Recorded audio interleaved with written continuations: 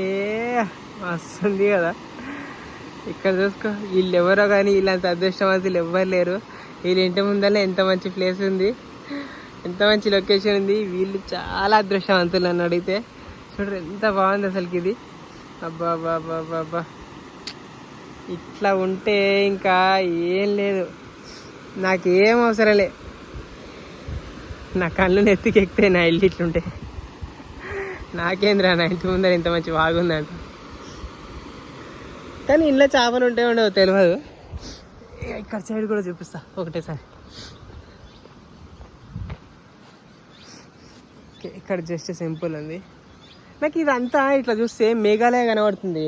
ఇట్లా అప్పుడు నేను వచ్చేటప్పుడు మొత్తం మేఘాలయలో ఇట్లాంటివి చాలా ఉంటాయి.